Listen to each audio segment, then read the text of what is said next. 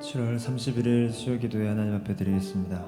우리 주님의 성령 지금 이곳에 함께 찬양하면서 이미 우리와 함께 하시는 성령 하나님을 더욱더 사모하는 마음으로 함께 찬양하겠습니다.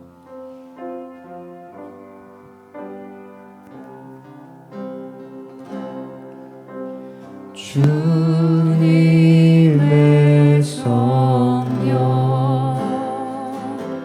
지금 이곳에 임하소서.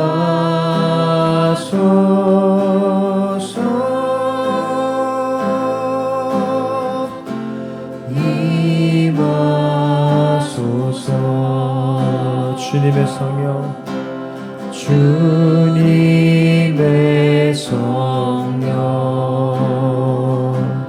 지금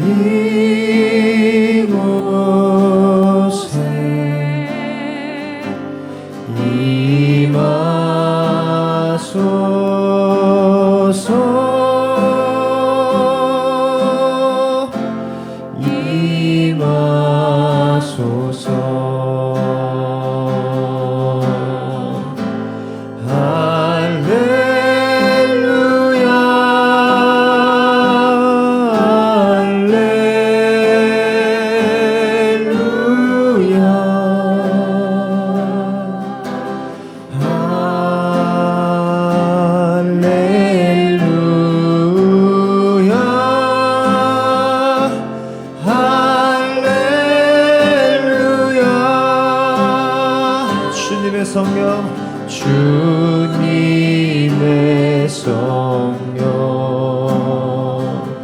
지금 이곳에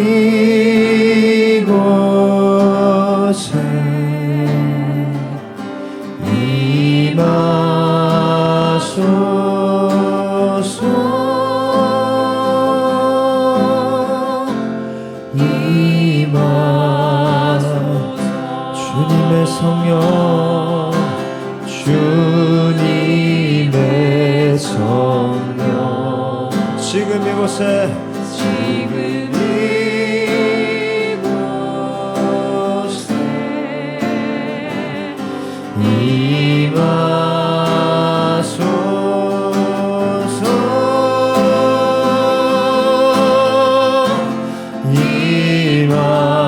임하소서. 주님을 찬양합시다. 할렐루야.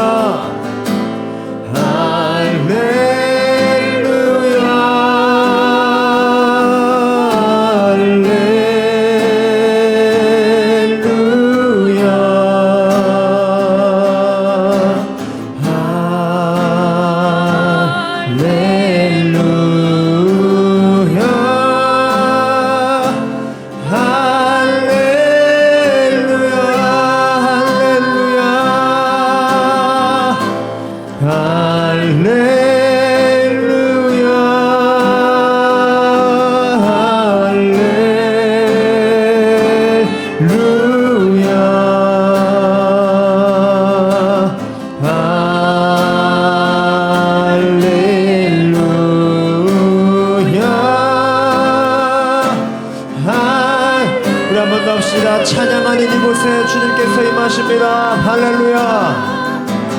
할렐루야. 할렐루야.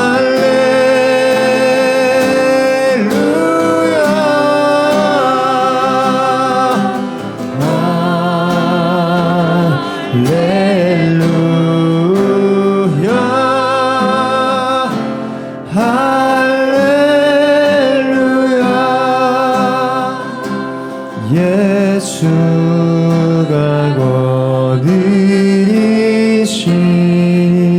즐겁고 평안하구나.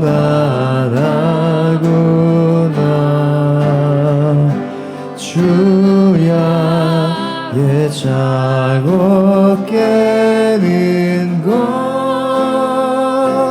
예수가 거느리시 2절입니다. 때때로 괴로움 당하며 때때로 로 기쁨 누리네. 풍파 중에 지키시고 평안히 인도하시네. 주 날 항상 돌보시고 날 친히 거느리시네.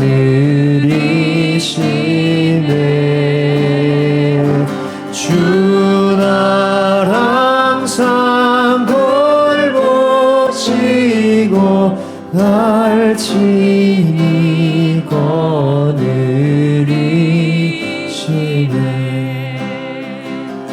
내 주의 손을 붙잡고 천국에 올라가겠네.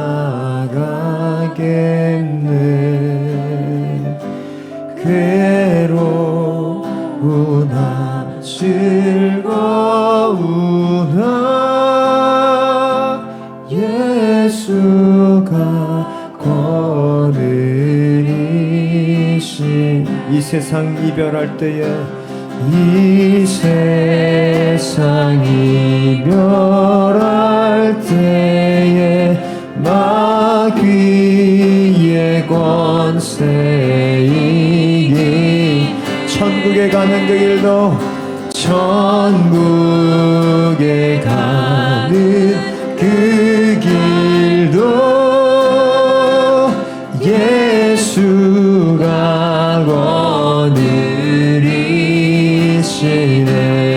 거느리시네. 주 날 항상 돌보시고 날 친히 거느리시네.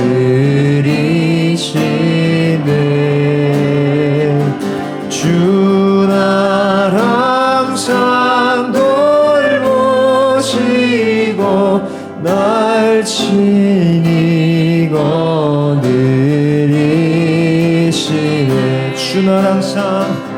주 날 항상 돌보시고 날 친히 거느리시네.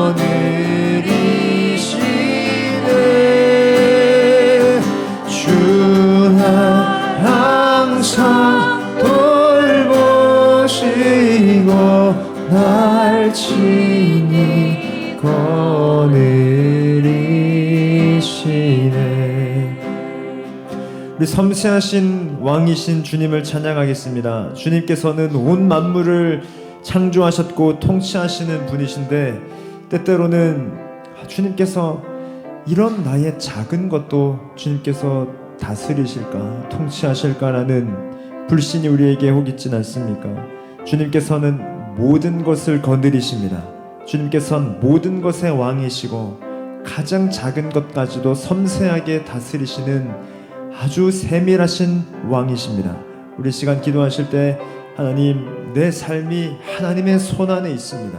내 삶이 하나님의 주권 아래에 있습니다 라며 우리 그 주님을 찬송하면서 우리에게 임하신 주님을 더 의지하는 마음으로 기도로 나아가겠습니다.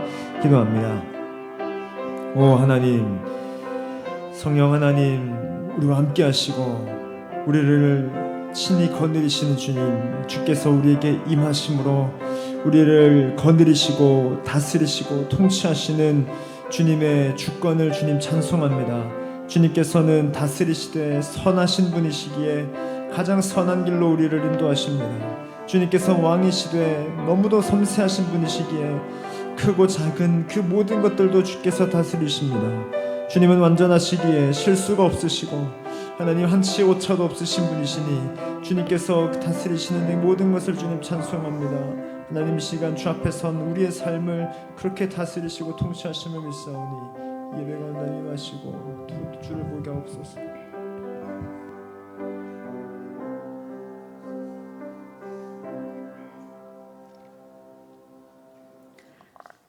내가 산을 향하여 눈을 들리라. 나의 도움이 어디서 올까? 나의 도움은 천지를 지으신 여호와에게서로다. 아멘. 우리의 피난처가 되시고 피할 바위가 되시는 사랑의 하나님 감사합니다. 무더위와 장마가 연이어지는 7월 한 달도 지켜주시고 오늘도 수요 기도회로 인도하신 주님의 은혜에 감사함을 드립니다. 우리를 자녀 삼아주시고 아들 예수님을 보내주셔서 우리를 죄 가운데서 구원해 주신 그 은혜에 감사드립니다.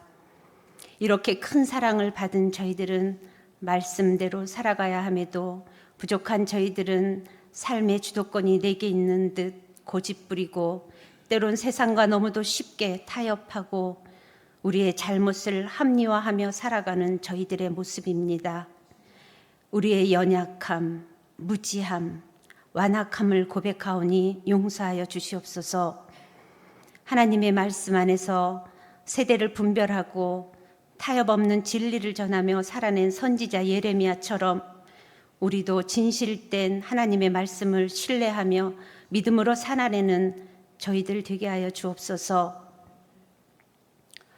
지난 7월 한 달 동안 다음 세대 여름 사역 가운데 함께하여 주신 주님께 감사를 드립니다. 우리의 다음 세대들 혼탁한 세상 속에서 믿음의 사람으로 성장할 수 있도록 인도하여 주옵소서. 수련회를 통하여 받은 은혜 잘 지켜내게 하옵소서. 때로는 용기가 필요하고 또 때로는 지혜가 필요할 줄 아오니 언제나 동행하여 주옵소서. 또한 이 여름 사역을 위해 수고한 많은 섬김의 손길들을 기억하여 주옵소서. 주 안에서 하는 수고는 헛되지 않다 하셨사오니 하나님이 기억하시면 되는 일이 되게 하여 주옵소서. 이제 메소 단기 선교팀의 일정이 다가옵니다. 계획하고 준비한 모든 사역이 순적하길 기도합니다. 예비하신 주님의 크고 오묘한 뜻을 보고 깨닫고 돌아오는 시간 되게 하여 주옵소서. 안전과 건강을 지켜주옵소서. 이 시간 육체의 연약함과 마음의 어려움에 처한 이들을 돌아보아 주옵소서.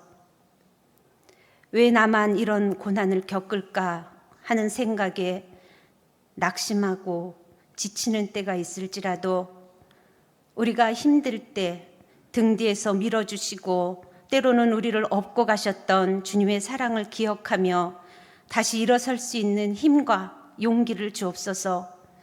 하나님은 우리 모든 사람에게 가장 완전한 계획을 세워두셨고 그리고 그 계획 가운데 우리를 인도하심을 믿고 나아가게 하옵소서.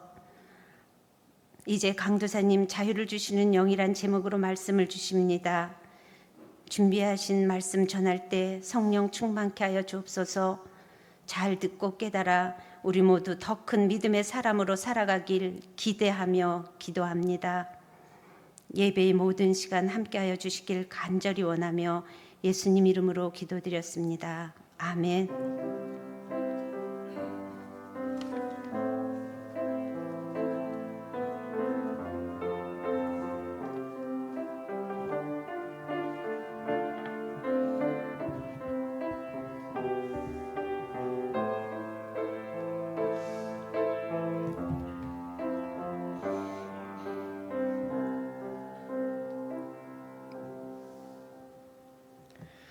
하나님의 말씀은 요한복음 8장입니다. 요한복음 8장 31절, 32절 두 절의 말씀을 함께 살펴보겠습니다. 요한복음 8장 31절, 32절 말씀, 이 두 절의 말씀을 한 목소리로 함께 읽겠습니다. 그러므로 예수께서 자기를 믿은 유대인들에게 이르시되 너희가 내 말에 거하면 참으로 내 제자가 되고 진리를 알지니 진리가 너희를 자유롭게 하리라. 아멘. 7월 수요 기도회 동안에 제 순서 때에 저는 성령님에 대해서 두 차례의 설교를 한다고 말씀을 드렸습니다. 저는 찬양의 가사를 설교의 구조 그리고 내용으로 삼아서 나누겠다고 말씀을 드렸었습니다.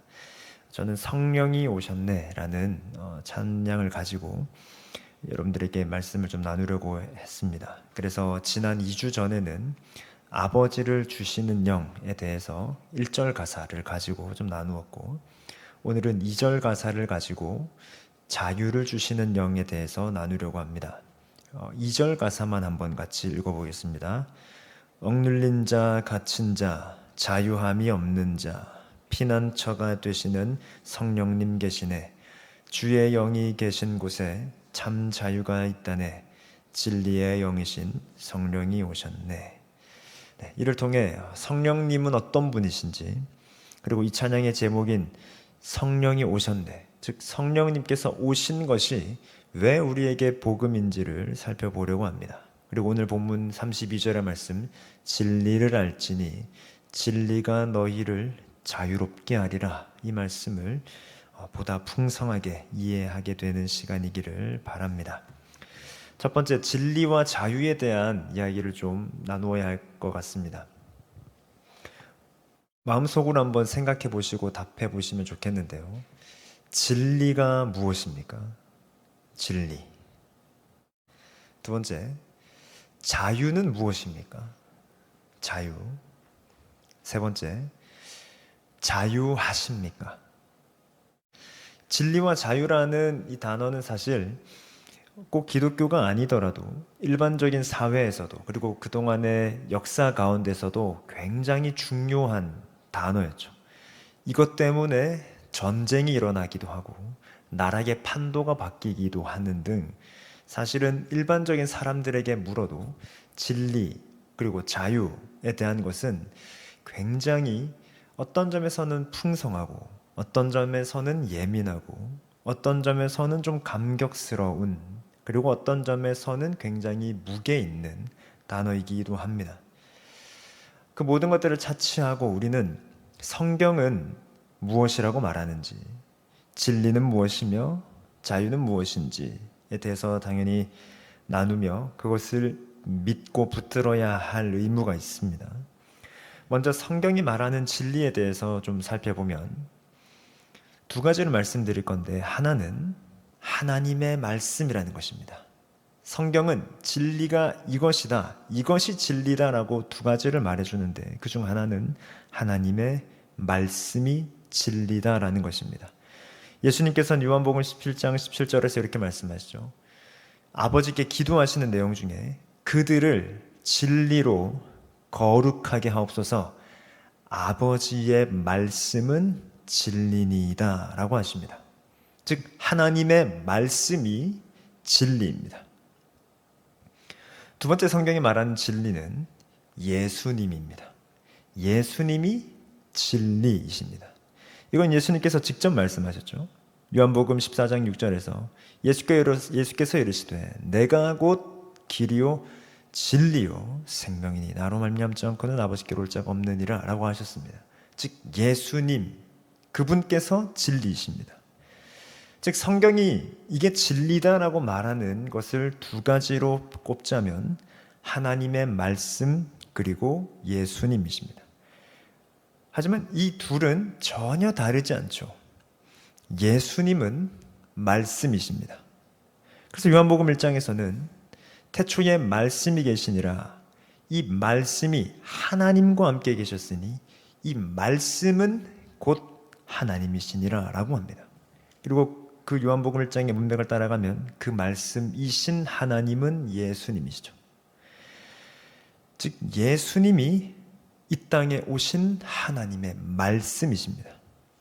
그리고 하나님의 말씀, 기록된 하나님의 말씀이요 특별 계시인 성경은 하나님의 말씀인데, 이 성경은 예수님을 드러냅니다. 이 성경은 창세기부터 요한계시록까지 전부 예수님을 드러냅니다. 그러니 지금 제가 얘기하고 있는 성경의 진리, 하나님의 말씀과 예수님은 표현은 다르지만 결국 같은 것입니다. 하나님의 말씀 곧 예수님이시며 말씀이신 예수님입니다. 이것이 진리입니다. 즉 성경이 우리에게 가르치는 진리란 말씀이며 예수님입니다. 누군가가 진리를 찾고자 합니다. 저는 진리를 찾고 있습니다. 라고 한다면 그는 반드시 성경을 보아야 합니다. 거기에 진리가 있습니다. 반대로 성경을 모르는 사람인데 나는 진리를 알고 있습니다. 라고 말한다면 그건 거짓입니다. 혹은 저는 진리를 알고 싶습니다. 그러나 성경은 싫습니다. 라고 한다면 그건 어리석은 것입니다. 성경은 단호하게 진리란 하나님의 말씀이라고 말합니다. 그리고 예수 그리스도가 진리라고 말합니다. 아무리 인생을 오래 살았고 공부와 연구를 많이 했고 해한이 있는 등 그래서 사람들이 귀를 기울이고 찾아가고 그에게서 조언을 얻고 하는, 그리고 들으면서 우리가 무릎을 탁 치는 그런 명언을 내더라도 그것은 진리가 아닙니다. 결코 진리가 될 수 없습니다. 아무리 좋은 문장이라 하여도, 아무리 대단한 이론이라 하여도, 심지어 그럴 일은 없겠지만 이 지구상에 있는 모든 인류가 동의할 만한 내용이어도 그건 진리가 아닙니다. 예수 그리스도가 진리십니다. 그리고 하나님의 말씀이 진리입니다. 우리는 때때로 너무 어리석어서 이 명확하고도 간결한 진리를 좀 잊고 사는 것 같습니다. 워낙 성경이 대중화되었고 집집마다 있고 스마트폰을 켜면 볼 수가 있고 우리는 하나님의 말씀의 선포를 일주일에 몇 번씩이나 듣고 큐티를 하면서 매일 이걸 마주하는 참으로 귀한 루틴을 살아가고 있는데 워낙 일상이 되어서 그런지 우리의 완악함은 이 진리를 진리대로 느끼지 못합니다. 예수님을 예수님으로 느끼지 못합니다. 진리를 진리라 여길 줄 모릅니다. 이것이 극으로 가면 돼지 목의 진주 목걸이가 되는 것입니다. 우리는 진리의 가치를 끊임없이 상기시켜야 합니다. 진리의 가치란 예수님께서 마태복음 13장에 말씀하시듯 내 모든 것을 당장에 팔아서라도 살만한 가치가 있는 것입니다. 이 진리가 얼마나 가치 있는지를 알면 한치의 고민도 하지 않습니다. 세상에 내 모든 걸 팔면 저걸 살 수 있다고? 저렇게 비싸고 값지고 존귀한 것을 내가 가진 걸 팔면 저걸 살 수 있다고? 얻을 수 있다고? 라고 하면 한치의 고민도 하지 않을 만큼의 가치가 있다라는 것을 깨닫는 것이 중요합니다. 그게 하나님의 말씀이요 예수 그리스도십니다. 지금 우리는 신약 성경을 보고 있으니 신약 성경은 원래 헬라어, 그리스어로 적혔죠. 이 진리라는 단어를 조금 더 어원적으로 이해할 필요가 있겠습니다. 하나님께서는 우리에게 성경, 곧 말씀을 주실 때 처음에 히브리어와 헬라어로 구약과 신약을 우리에게 주셨습니다. 하나님께서 그 언어라는 그릇을 사용하실 때에는 그 역시도 섬세하게 하나님의 뜻이 담겨 있는 것이죠. 그러면 진리라는 단어를 하나님께서 그리스어로 처음에 우리에게 주실 때에 그 진리라는 그리스어 단어에 그 그릇에 하나님의 뜻을, 진리를 어느 정도 담아서 주셨다라고 우린 이해해야 합니다. 그래서 말씀을 연구하는 자들이 성경의 원어인 헬라어와 히브리어를 연구하는 것이죠. 그런 점에서 오늘 제가 헬라어 단어 하나만 조금 나누려고 하는데, 진리라는 헬라어 단어는 알레세이아입니다. 알레세이아. 근데 제가 지금 저 단어를 둘로 분리해 놨습니다. 아와 레테야 이렇게 나눠져 있습니다. 뭐 다 모르셔도 되고 그냥 제가 설명드린 핵심 내용만 아시면 되겠습니다. 먼저 레테야는 무슨 뜻이냐면 망각입니다. 잊어버리는 거요. 그리고 두 번째로는 은폐라는 뜻을 갖고 있습니다. 무언가 숨기는 것 혹은 숨겨져 있는 것을 뜻합니다. 뭐 우리 청소년부 친구들로 하면 뭐 성적표가 되겠죠. 은폐하는, 뭐 숨기는 거. 혹은 셋째는 잠을 뜻합니다. 자는 거요. 우리가 매일 자는 그것. 그게 레테이아라고 하는 단어의 뜻입니다. 근데 앞에 아가 붙어 있습니다. 아 혹은 이건 not 부정하는 것이죠. 그게 앞에 붙어 있는 것입니다. 그게 알레테이아, 진리라는 단어의 어원적인 뜻입니다. 그러면 저걸 이제 합치면 진리라는 것은 무엇이 됩니까? 첫째, 레테이아가 망각이었으니까 알레테이아, 망각이 아닌 것, 즉 기억하는 것이 진리입니다. 무언가를 기억하는 게 진리란 단어의 어원적인 의미입니다. 두 번째, 무언가 숨기는 것이 레테이아라고 했습니다. 그러면 알레테이아, 숨기지 않는 것, 숨겨지지 않는 것, 즉 드러난 것이 진리입니다. 이걸 두 글자로 계시라고도 하죠. 드러난 것 말입니다. 세 번째, 레테이아는 자는 것이라고 했습니다. 잠. 그러면 알레테이아, 자지 않는 것이니 깨어있는 것이라는 뜻이 진리입니다. 제가 지금 알레테이아라는 그리스어 단어, 성경이 원래 쓰고 있는 그리스어 단어의 어원적인 의미를 이렇게 세 가지로 말씀드렸습니다. 반복하면 기억하는 것이 진리입니다. 드러난 것이 진리입니다. 깨어있는 것이 진리입니다. 그러면 진리를 아는 자라고 한다면 무슨 뜻이겠습니까? 기억하는 자입니다. 밝혀진 것을 아는, 발견한 자입니다. 세 번째, 잠자지 않고 깨어있는 자가 진리를 아는 자라는 것이죠. 이것이 그리스 당시의 철학자들이 이해한 진리와 진리를 아는 자. 사실 그 사람이 철학자죠. 그 당시에는. 또 하나의 제가 지금 이 진리, 알레테이아라는 것을 이 어원이 또 하나 좀 나오게 된 하나의 신화를 말씀을 드리자면, 그리스 신화에서는 사람이 죽으면 5개의 강을 건너서 사후 세계로 간다고 믿었습니다. 성경이 말하는 게 아닌 거 아시죠? 갑자기 아멘 하시면 곤란하고, 5개의 강을 건너서 그 사후 세계로 간다고 생각을 했습니다. 그러니까 이승과 저승 사이에 5개의 강이 있는데, 첫 번째, 두 번째, 세 번째, 네 번째 강을 건너고 그 5번째 강이 레테의 강입니다. 아까 제가 보여드렸던 알레테이아에서 앞에 아를 뺀, 즉 망각의 강이라고 해요. 우리나라 말로 번역을 하면. 즉 그리스 사람들은 그 첫째, 둘째, 셋째, 넷째 강을 다 건너고 마지막 망각의 강을 건너면 이제 이 땅에서의 삶을 다 잊어버리고 죽음 이후의 세계로 간다고 생각을 했습니다. 지금 이게 레테의 의미입니다. 이 단어를 가지고 와서 알레테이아라는 진리라는 단어가 된 거예요. 자, 그러면 어원적으로 이해하는 두 번째 의미란, 진리란 무엇이냐면 죽음 너머의 것이 진리입니다. 죽음 너머의 것. 그러니까 죽어야 깨닫는 것이 진리라는 거예요.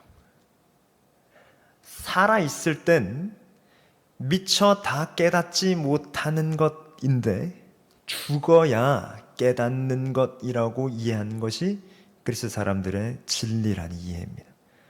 제가 지금 어원적으로 두 가지를 다 말씀드린 것입니다. 하나는 기억하는 것, 깨어있는 것, 드러난 것을 발견한 게 진리이고, 두 번째는 죽어야, 죽음 너머의 것이니까 죽어야 깨닫는 것이 진리라고 하는 단어에 담긴 뜻입니다. 자, 이 단어를 지금 성경이 가지고 와서 하나님께서 예수님과 하나님의 말씀이라는 의미로 우리에게 주신 것입니다. 자, 그러면 제가 지금 어원적으로 말씀드린 것과 성경이 말하는 그 진리를 결합을 시키면 어떻게 이해가 되겠습니까? 성경이 말하는 진리란 예수님과 함께 죽을 때에 비로소 깨달아지는 것입니다. 그냥 나로 살아있으면 진리를 아는 자가 아닙니다.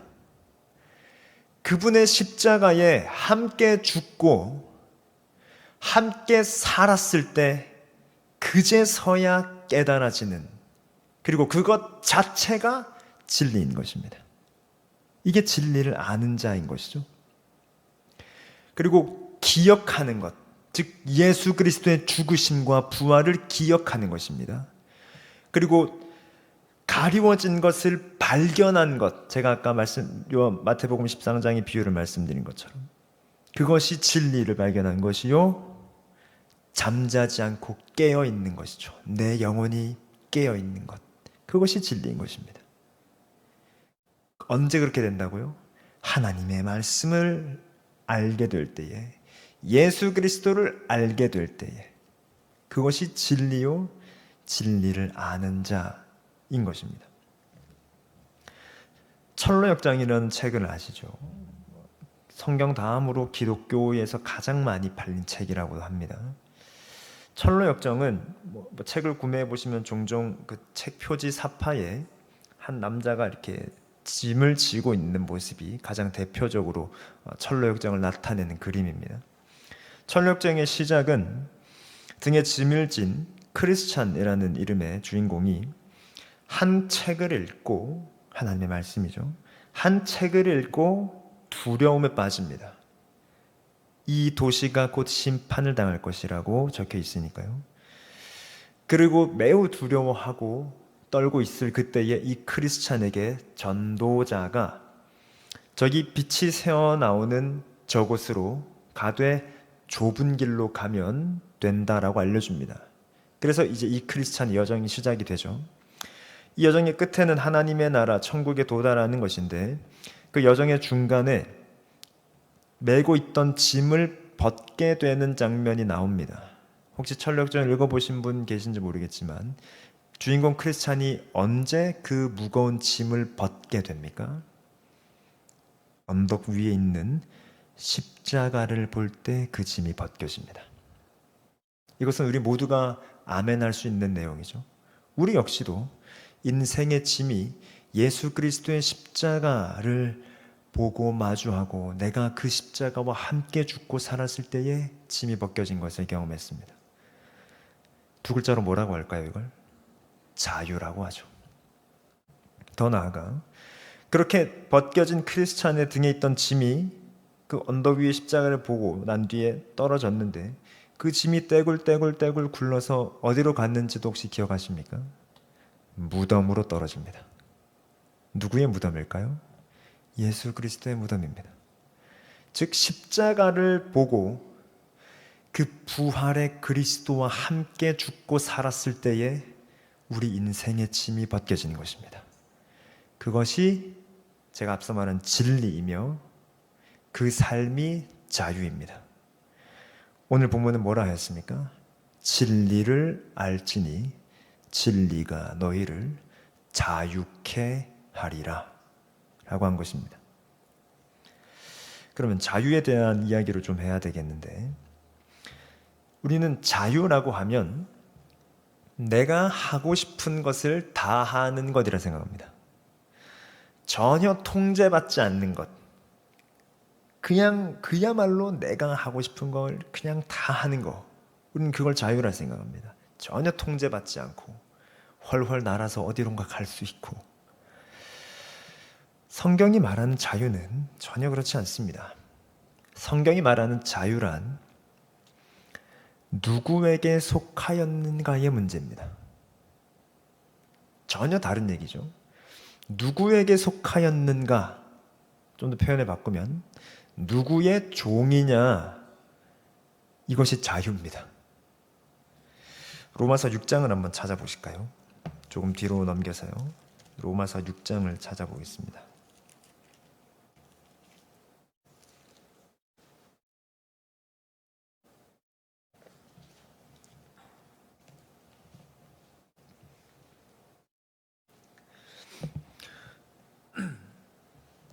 몇 군데 좀 볼 테니 제가 읽어 드릴 때 눈으로 날아오시면 좋겠습니다. 로마서 6장 2절과 3절은 먼저 이렇게 말합니다. 그럴 수 없느니라 죄에 대하여 죽은 우리가 어찌 그 가운데 더 살리요. 무릇 그리스도 예수와 합하여 세례를 받은 우리는 그의 죽으심과 합하여 세례를 받은 줄 알지 못하느냐. 앞서 저희들이 나누었던 것을 기준하여 볼 때 이 2절과 3절은 지금 진리를 아는 자에 대해 말하고 있죠. 예수님과 함께 죽고 함께 살아나게 된 자 말입니다. 6절은 이렇게 말합니다. 우리가 알거니와 우리의 옛사람이 예수와 함께 십자가에 못 박힌 것은 죄의 몸이 죽어 다시는 우리가 죄에게 종노릇하지 아니하려 함이니, 즉 죄에게 종노릇한다라는 표현이 나옵니다. 그리고 11절, 이와 같이 너희도 너희 자신을 죄에 대하여는 죽은 자요 그리스도 예수 안에서 하나님께 대하여는 살아있는 자로 여길지어다. 쭉 보았을 때 죄에게 종노릇한 자와 하나님께 대하여 살아있는 자라고 이렇게 둘로 나뉘게 됩니다. 16절은 이렇게 말합니다. 너희 자신을 종으로 내주어 누구에게 순종하든지 그 순종함을 받는 자의 종이 되는 줄을 너희가 알지 못하느냐? 혹은 죄의 종으로 사망에 이르고 혹은 순종의 종으로 의에 이르느니라. 17, 18절, 하나님께 감사하리로다. 너희가 본래 죄의 종이더니 너희에게 전하여 준 바 교훈의 본을 마음으로 순종하여 죄로부터 해방되어 의에게 종이 되었느니라 라고 하는 것입니다. 근데 20절도 마지막으로 한번 보십시오. 너희가 죄의 종이 되었을 때는 의에 대하여 자유로웠느니라 라고 합니다. 자, 이로 보아 로마서 6장에 담긴 저희를 좀 요약을 해보면, 방금 20절에서 읽었던 자유라는 표현은 내가 죄에게 종일 때 의에 대하여 자유롭다라고 합니다. 즉 나는 죄에게 속하였기 때문에 의와는 전혀 상관없게 된 것이죠. 즉 자유란 무언가의 종이 된 것을 기본적으로 전제합니다. 그런데 16절은 무슨 말을 한 것이냐면, 우리는, 표현을 좀 쉽게 바꾸면 우리는 전부 다 누군가의 종이 될 수밖에 없다는 것입니다. 이 말은 더 바꿔 말해 이 세상 누구도 주인으로 살 수 없습니다. 이 세상 누구도 주인으로 살 수 없습니다. 주인은 오직 한 분, 하나님이십니다. 그러면 이 하나님의 종이냐, 여길 벗어나서 죄의 종으로 사느냐, 이것입니다. 그래서 로마서 6장은 정확하게 둘로 나뉘죠. 죄의 종이냐, 의의 종이냐라는 것입니다. 누구에게 속하였느냐라는 것이죠. 근데 본래 너희는 죄의 종이었는데 어떻게 의의 종이 되었다라고 말합니까? 그리스도와 함께 죽고 함께 살아. 앞서 말씀드린 대로 진리를 알게 되니 너희가 죄의 종이 아니라 의의 종이구나 라고 말하고 있는 것입니다. 이것이 자유입니다. 즉 자유란 누구에게 속하였느냐의 문제인데, 읽었던 본문 요한복음 8장 32절, 진리가 너희를 자유케 한다는 것은 그리스도와 함께 죽고 살았을 때에 비로소 우리는 의의 종, 하나님의 종, 그리스도의 종이 된다라는 것입니다. 그게 우리의 자유입니다.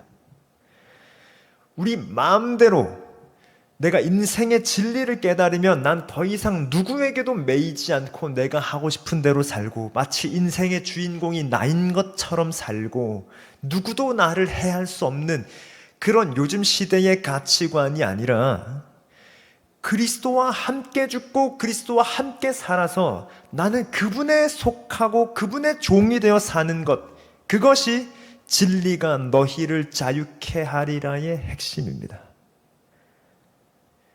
진리를 안다면, 제가 처음 여러분들에게 드렸던 질문, 자유하십니까?에 아멘하게 되는 것입니다. 진리를 아십니까?의 질문의 답은 예수님을 우리가 안다면, 그리고 그분과 함께 죽고 함께 사는 삶을 산다면 거기에도 우리는 아멘하는 것입니다. 그 진리를 아는 삶은 우리를 자유의 삶으로 반드시 인도합니다. 즉 진리를 아는데 근데 전 자유하지 못한 것 같아요. 있을 수 없습니다. 그리스도라는 진리를 안다면 반드시 자유한 것입니다. 그건 성경이 말하는 자유라는 개념을 혼동해서 그렇습니다. 왜 그렇게 느끼는 것이냐면 고난과 자유를 혼동해서 그렇습니다. 우린 그리스도 안에서 그리스도의 종이라면 자유한 자입니다. 그러나 성경의 전체에서 주님께서는 그런 그리스도의 종이요 자녀인 우리를 교훈하시기 위해 고난을 주실 때가 있죠. 그렇게 고난을 겪는 우리가 난 자유롭지 못하다라는 혼동을 할 수 있는데 그렇지 않습니다. 그리스도에게 속한 자는 전부 자유한 자입니다. 죄의 종이 아니기 때문입니다. 그러나 그렇게 그리스도께 속한 우리를 교훈하시고자 고난을 주시는 것이 있으니 고난과 자유를 혼동해서는 안 되겠습니다. 두 번째로, 그러면 우린 지금 성령님에 대해서 얘기를 나누고 있으니 성령님은 어떤 분이십니까? 자유를 주시는 진리의 영이십니다. 성령님은 먼저 진리의 영이라고 할 수 있습니다. 그리고 이것은 좀 더 구체적으로 말씀을 깨닫게 하시는 분이라고 할 수 있겠죠. 이게 굉장히 중요한 얘기입니다.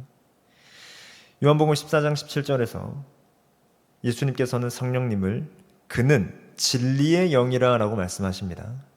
근데 그 뒤에 나오는 얘기에 주목한 것이 필요한데, 세상은 능히 그를 받지 못하나니 이는 그를 보지도 못하고 알지도 못함이라. 즉 세상은 진리의 영을 알지 못한다고 합니다. 그러나 너희는 아나니 그는 너희와 함께 거하시며 또 너희 속에 계심이겠음이라 라고 합니다. 앞서서 우리는 이제 진리가 무엇인지 압니다. 그리스도와 함께 죽고 함께 사는 것이요. 그러면 진리를 아는 것이죠. 그러니까 예수님께서 그러나 너희는 아나니, 왜냐하면 성령께서 너희 안에 계시기 때문이야 라고 하는 것입니다. 근데 반대로 세상은 알 수 없다고 말합니다. 세상은 모른다고 말합니다. 말씀을 한 구절 더 찾아볼까요? 지금 로마서인데 조금 더 뒤로 가시면 고린도전서가 있죠. 고린도전서 2장을 보시겠습니다.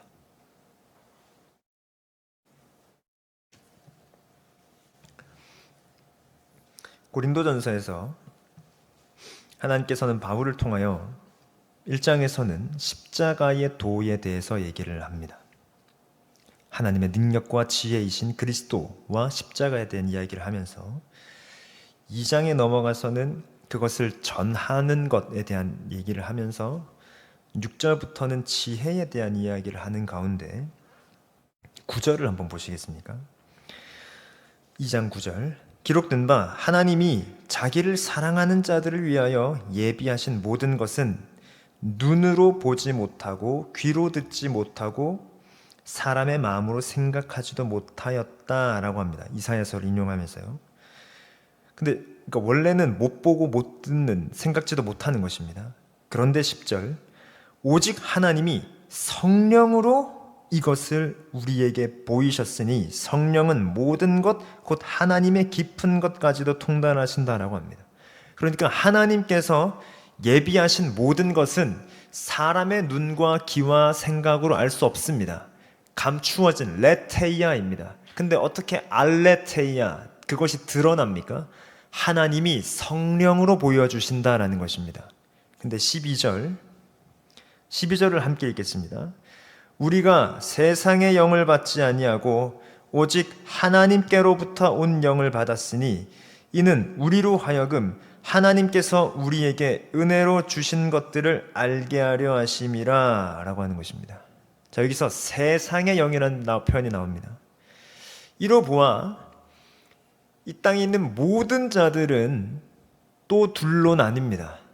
하나님의 영을 받은 자와 성령님이죠. 세상의 영을 받은 자로 나뉩니다.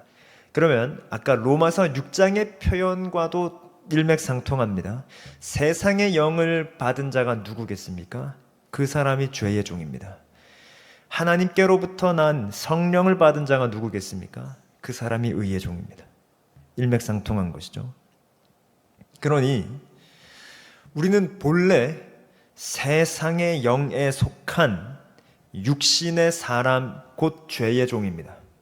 그러나 그 죄의 굴레와 사망의 굴레를 그리스도께서 죽으심과 부활하심으로 완전히 끊어내시고 그리스도의 영이신 성령님께서 임하시는 그 사람은 이제 더 이상 죄의 종이 아니라 세상의 영에 속한 사람이 아니라 그리스도께 속한 그리스도의 사람, 의의 종, 자유한 자가 되는 것입니다. 하나님의 진리는 결코 머리로 알 수 있는 것이 아닙니다. 내 두 눈으로 보았다고 알 수 있는 것도 아닙니다. 내 두 귀로 들었다고 알 수 있는 것이 아닙니다. 혹자는 그렇게 말합니다. 보여달라, 들려달라, 날 설득해달라, 그러면 믿겠다라고 말합니다. 아닙니다. 성령께서 오셔서 하나님의 선물인 믿음을 주시면 그제서야 보이고 그제서야 들립니다. 그게 진리입니다. 그러니 여러분, 우리가 예수님을 믿었다라는 이것을 잘 설명할 수 있습니까? 그래서 그들을 설득할 수 있습니까? 안 됩니다. 그래서 고린도전서 2장에서 바울이 뭐라고 하나님께서 바울을 통해서 말씀하십니까? 내가 말로 전도할 수 없노라. 사람의 말로, 설득력 있는 지혜의 말로 하지 아니하고 성령의 나타나심과 능력으로밖에 할 수 없다. 그래서 내가 그리스도께서 십자가에 못 박히신 것 외에는 아무것도 알지 않기로 작정하였노라 라고 하는 것입니다. 우리가 진리를 알게 되는 그리스도의 사람이 되는 이것은 결코 사람의 어떠함으로 될 수 없습니다. 오직 성령님으로만 가능합니다. 두 번째는 성령님은 자유를 주시는 분이신데 이 자유는 다른 표현으로 바꾸면 피난처입니다. 좀 역설적이지 않습니까? 자유한다라는 것은 우리가 흔히 생각할 때에 매이지 않는 것입니다. 밖으로 나가서 막 돌아다니는 게 자유인 것 같습니다. 그런데 피난처에 있는 것을 성경은 자유라고 합니다. 또 무언가 나를 가둬놓는 것 같은, 왜 자유는 피난처일까요? 지금 성령이 오셨네의 가사를 계속 살펴보고 있다고 말씀드렸습니다. 근데 2절 가사의 두 번째 줄 가사는 고린도후서 3장 17절을 그대로 가져온 것이죠. 주는 영이시니 주의 영이 계신 곳에는 자유가 있느니라. 즉 진리의 영이시기 때문에 오늘 본문 요한복음 8장 32절 진리가 늘 자유케 하는 것입니다. 그렇기에 주의 영이 계신 곳에 자유가 있죠. 그러면 이 자유란 속한 것이라고 하였습니다. 누구에게 속했느냐에 대한 것입니다. 표현을 조금 더 바꾸면 누구 안에 있느냐라는 것입니다. 그래서 신약 성경에는 in Christ 혹은 in God 혹은 in Spirit 이라는 표현이 너무너무 많이 나옵니다. 하나님 안에서, 그리스도 안에서, 성령 안에서라는 표현이 너무너무 많이 나옵니다. 사실은 구약과 신약의 계시를 볼 때에 이제서야 그 말을 성경이 쓸 수 있게 된 것이긴 하죠. 이제 하나님 안에 있습니다, 우린. 그러면 그분 안에 있다라는 것을 이미지로 생각해 볼 때에 마치 나는 그분 안에 숨어 있는 것 같습니다. 대피한 것 같죠. 구약에서는 그래서 하나님을 주님은 나의 요새이십니다, 나의 산성이십니다 라고 표현하게 됐습니다. 그러면 우리가 그분 안에 숨어야 하는 이유는 무엇이겠습니까? 누군가의 공격이 있기 때문이죠. 고린도전서 15장은 이렇게 말합니다. 사망아, 너의 승리가 어디 있느냐? 사망아, 네가 쏘는 것이 어디 있느냐? 사망이 쏘는 것은 죄요라고 말합니다. 고린도전서 15장은 흔히 부활장으로 알려져 있죠. 그 부활장의 말미에 있는 본문인데, 즉 마치 활의 이미지를 우리에게 얘기를 해줍니다. 사망이 무언가를 쏜다고 합니다. 그 쏘는 것은 죄라고 하죠. 근데 고린도전서 15장 부활장의 말미에 저 표현이 나오는 것은 더 이상 사망이 쏘는 것이 없고 사망이 승리가 없는 패배한 이유는 그리스도께서 부활하셨고 우리도 부활했기 때문이라고 고린도전서 15장에 말하는 것입니다.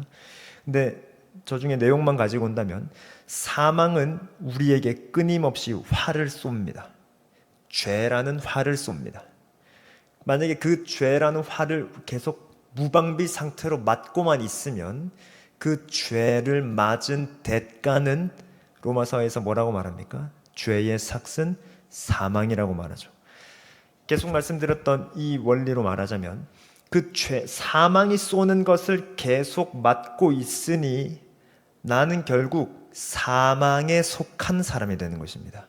죄의 종이 되는 것이죠. 그 죄의 종이 된 대가는 로마서 6장의 말미에 그래서 죄의 삭은 사망이라고 말하는 것입니다. 죄에게 속한 그 자의 결말은 사망이 쏜 것을 계속 맞았으니 사망에 속한 자, 결국 사망에 처하는 자가 되는 것입니다. 그런데 고린도전서 15장은 지금 저 말씀을 왜 하고 있습니까? 사망한 너의 승리가 어디 있느냐?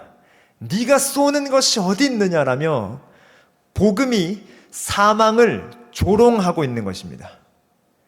너는 아무런 힘이 없구나. 그리스도께서 부활하셨다 라는 것입니다. 그러니 진리를 아는 자, 즉 그리스도와 함께 죽고 그리스도와 함께 산 자는 더 이상 사망이 쏘는 것을 맞지 않습니다. 더 이상 죄의 종이 아닙니다. 완전한 자유를 누립니다. 그 누구도 그리스도 예수 안에 있는 자를 정죄할 수 없습니다. 최고의 피난처, 최고의 산성, 강한 요새가 되시는 하나님 안에 있는 자를 누가 해할 수 있단 말입니까? 그래서 진리 안에 있는 자는 자유한 자요, 그 자는 곧 피난처로 피한 자입니다.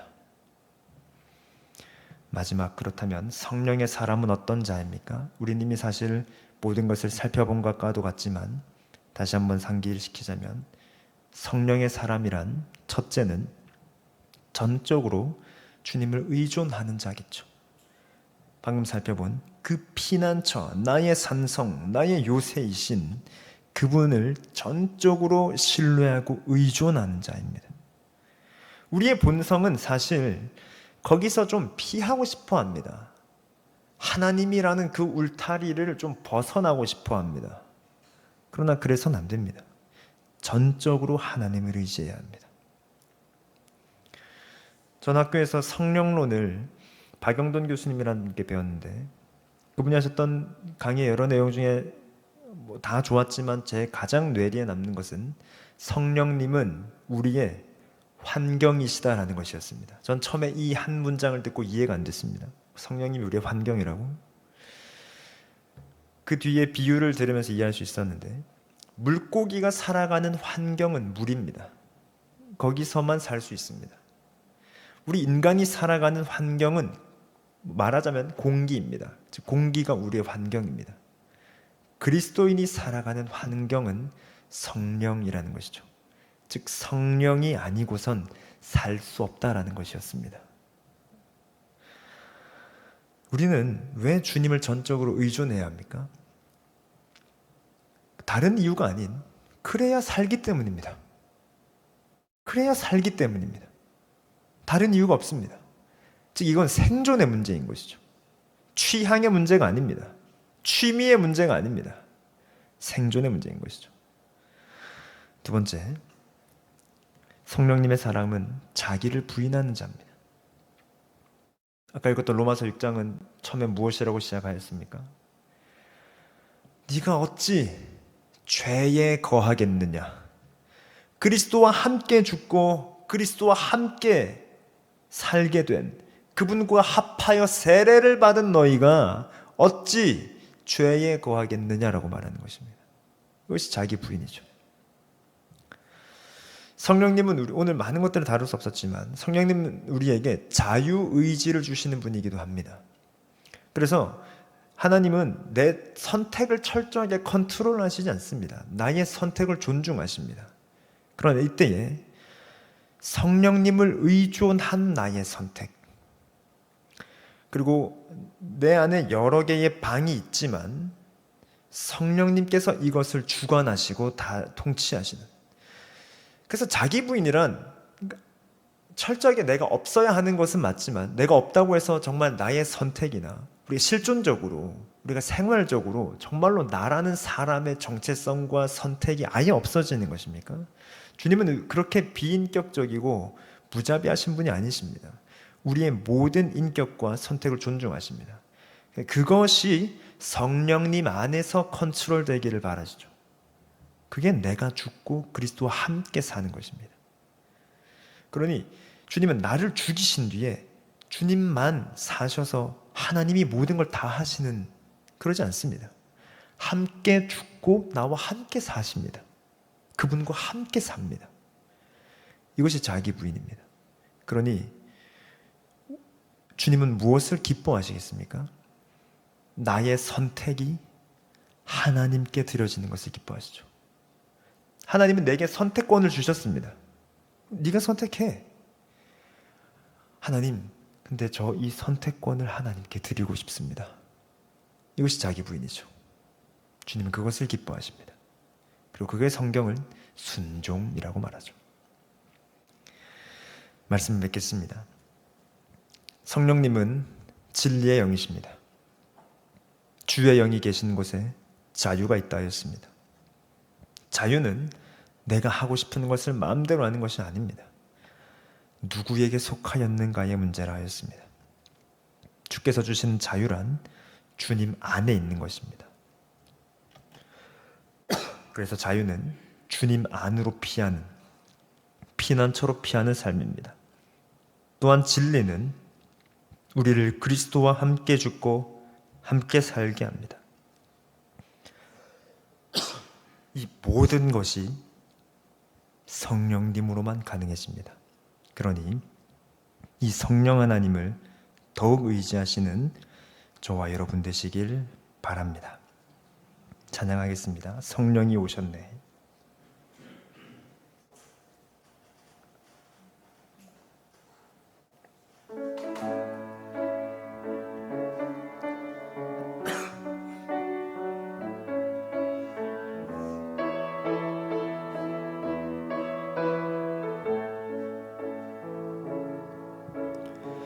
허무한 시절 지날 때, 깊은 한숨 내쉴 때, 그런 풍경 보시며 탄식하는 분 있네. 고와 같이 너희를 버려두지 않으리. 내가 너희와 영원히 함께하리라. 억눌린 자 갇힌 자, 억눌린 자 갇힌 자, 자유함이 없는 자, 피난처가 되시는 성령님 계시네. 주의 영이 계신 곳에 참 자유가 있다네. 진리의 영이신 성령이 오셨네. 성령이 오셨네. 성령이 오셨네. 내 주에 보내신 성령이 오셨네. 우리 인생 가운데 친히 찾아오셔서 그 나라 꿈꾸게 하시네. 성령이 오셨네. 성령이 오셨네. 성령이 오셨네. 내 주에 보내신 성령이 오셨네. 우리 인생 가운데 친히 찾아오셔서 그 나라 꿈꾸게 하시네. 우리 말씀 붙들고 같이 기도하시겠습니다. 우리 안에 계신 성령 하나님을 경배하고 찬양하기 원합니다. 주님께서 우리 가운데 오셨는데 이 일이 어찌 일어나게 됐습니까? 우리가 뭘 잘해서 그 대가로 받은 게 아니죠. 철저한 하나님의 은혜입니다.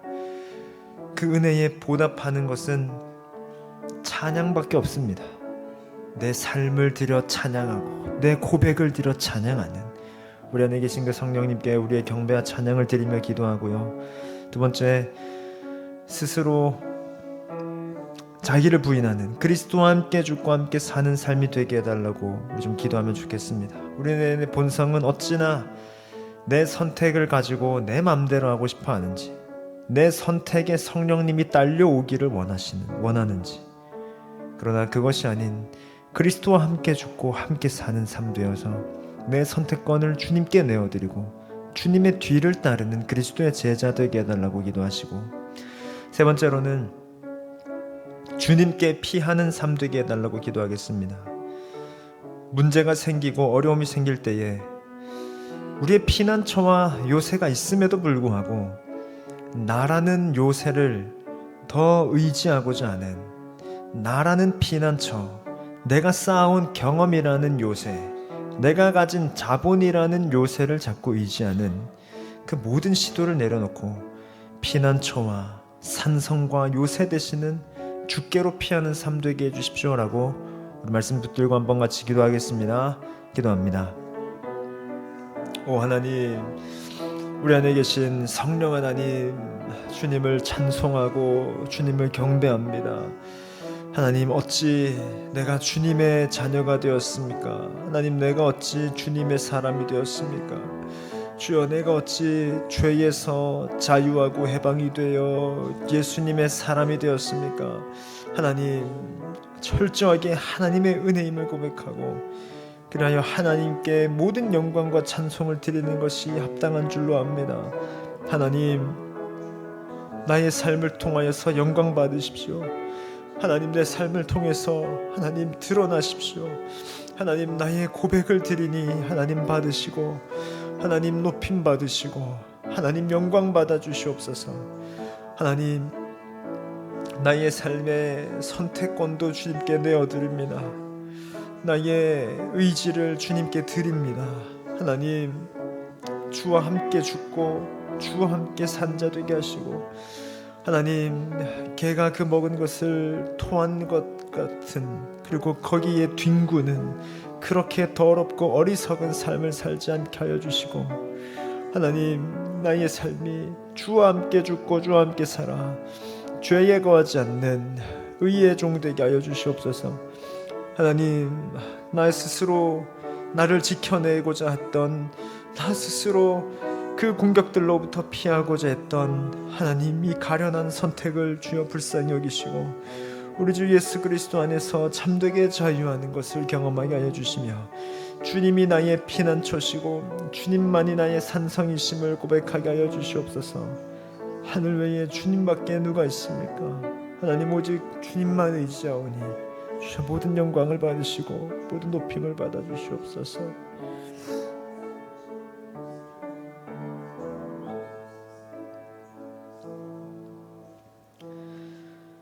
아버지 하나님, 주님을 찬송합니다.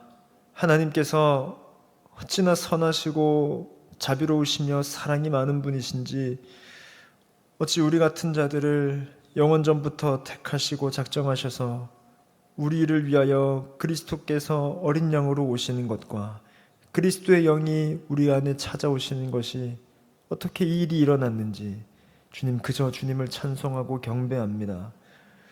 그리고 이 작고 작은 우리의 찬양받는 것을 기뻐하시는 아버지, 우리가 아버지를 찬송합니다. 우리 안에 계신 그리스도를 경배하며 성령 하나님을 높여드립니다.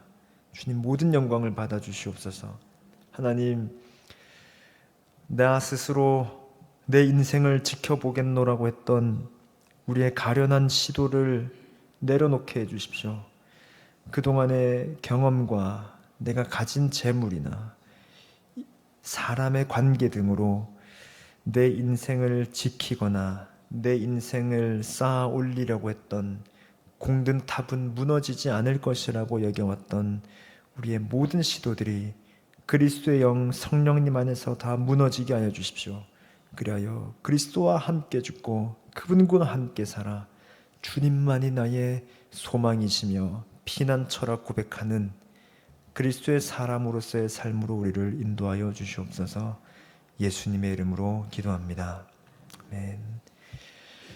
우리 마지막으로 드림양상 식구들을 위하여서 좀 중보 기도하겠습니다. 다가오는 주일 단기봉사 선교팀이 출국합니다. 주일부터 가서 이제 토요일까지의 사역을 마치게 됩니다. 그동안 저희 팀이 전체 모임을 12번 가량 해오면서, 그리고 뭐 크고 작은 모임들은 또 계속 있어 오는 것이 지난 3월부터 계속되었습니다. 약 5개월간 이것을 실질적으로 준비하고 또 마음과 기도로 준비해 왔습니다. 이번 단기 선교의 메시지는 One Calling, One Prayer입니다. 하나의 부르심 아래서 하나의 기도 제목을 갖고 나아가는 자들이라는 것입니다. 이 선교 사역을 위해 기도해 주시기 바랍니다. 저를 포함한 27명의 팀원들을 위해 기도해 주시고, 좀 더 구체적인 하나의 기도 제목을 부탁드리다면 우리 팀이 하나가 되게 해달라고 기도해 주시기 바랍니다.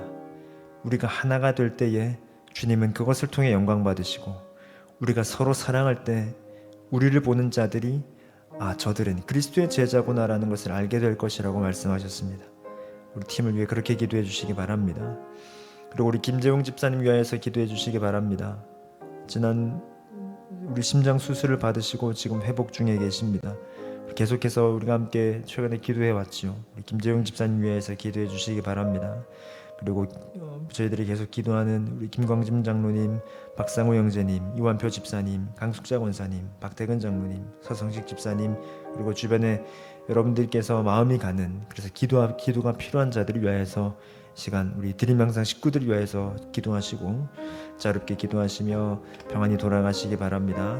함께 기도하겠습니다. 하나님, 우리 단기 봉사 선교 사역을 위하여서 기도합니다. 우리를 하나의 팀으로 부르셨고 우리를 이제 나가게 하시는 하나님, 약 5개월의 시간 동안 하나님 우리가 모이고 머리를 맞대고 마음을 나누었고 함께 부르짖으며 기도하였습니다. 하나님, 이제 그 사역을 해야 할 시간이 점점 더 다가오고 있습니다. 하나님, 우리가 하나가 되게 해주십시오. 주님, 우리가 주님 안에서 하나가 되게 해주십시오. 서로 사랑하게 해주십시오. 주님, 우리가 서로 사랑할 때 우리가 세상이 그리스도의 제자인 것을 알리라 하셨습니다. 하나님, 우리를 하나가 되게 해주십시오.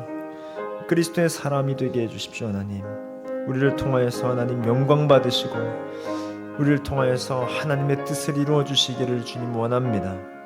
하나님, 함께하는 27명의 팀원들을 그리스도 안에서 하나가 되게 하여 주시옵소서. 주님, 사랑하는 김재영 집사님 위하여서 기도합니다. 하나님, 그동안의 심장이 계속 안 좋으셨다가 하나님 또 최근에 일이 일어나게 되었습니다. 하나님, 생명의 주관자가 되시는 주님, 심장을 붙들어 주십시오. 그리고 함께 기도하는 그 가족들을 주어 붙들어 주시고 가족들에게 평안과 위로를 허락하여 주시기를 원합니다. 김정희 집사님에게 주여 찾아가셔서 위로와 평안을 주시고 하나님 속히 낫게 하시며 이를 통하여서 또 하나의 간증이 넘쳐나는 집사님의 삶 되게 해주십시오. 하나님, 우리 김광진 장로님의 회복을 위하여서 기도합니다. 하나님, 더욱더 낫게 하시고 주를 향한 고백과 믿음이 더욱더 깊어져 갈 수 있도록 하나님, 우리 장로님 붙들어 주시기를 원합니다. 하나님, 박상호 형제님 믿음의 사람이 되기를 저희들이 계속 기도하고 있습니다. 하나님, 그리스도를 자신의 구주로 영접하는 일이 일어나게 하여 주십시오. 주여, 우리가 진정 원하는 것이 그것입니다. 그리스도의 사람이 되도록 하나님 믿음을 주시기를 원합니다. 하나님, 우리 이완표 집사님 생활이 잘 되게 하시고 건강한 삶으로 주여 인도하여 주십시오. 하나님 부작용 없이 온전한 회복이 되도록 하나님이 강숙장 원사님을 붙들어 주시고 재활도 잘 되고 마음이 평안하시도록 하나님 박태근 장로님도 붙들어 주십시오. 휴가 중에 계신 우리 서집사님 날마다 평안과 기쁨으로 함께 하시고 충분한 쉼이 되는 시간이 되게 하여 주시옵소서.